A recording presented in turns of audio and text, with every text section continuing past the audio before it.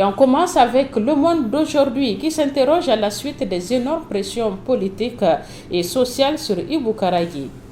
Si on ne s'achemine pas vers un étouffement de l'affaire. Écouré depuis quelques semaines, Ibou Karagui garde toutefois espoir que l'affaire va faire flop comme tous les autres scandales financiers.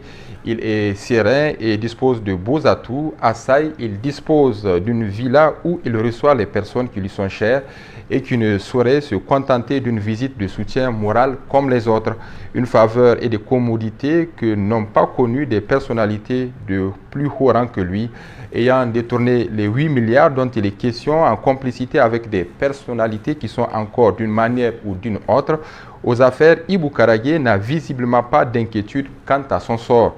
Il le sait, son sort est intimement lié à celui des intouchables, des noms d'illustres personnalités qui ont circulé dans la presse et sur les réseaux sociaux comme étant ceux qu'Ibou Karagui a cités dans sa déposition devant la police judiciaire: l'actuel Premier ministre Oumoudou Mahamadou, l'ancien ministre délégué au budget, l'ex-première dame Malika Issoufou, l'ancien payeur général, etc.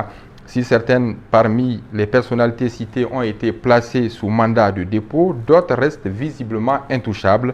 Ce sont d'ailleurs les noms de ces personnalités non encore inquiétées que l'on s'active à voir Ibou Karagui effacé de la liste de ses complices, poursuit le confrère.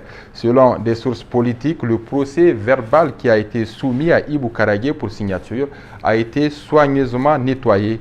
Les noms des personnalités que l'on veut à tout prix protéger contre la justice y ont été enlevés.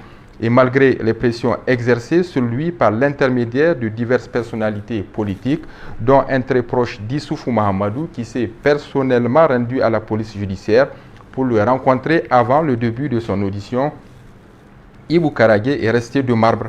Il a catégoriquement refusé de laver les mises en cause. Son conseil y a également veillé, persuadé que le salut de son client réside dans le maintien en l'état de la première déposition. Pour Ibou Karagui, c'est le sésame de la liberté. Tant que ses grands complices resteront inaccessibles à la justice, il demeure lui aussi dans cette situation de mi-prison-liberté dont il ne se plaint pas trop selon des sources diverses, écrit le journal Le Monde d'aujourd'hui.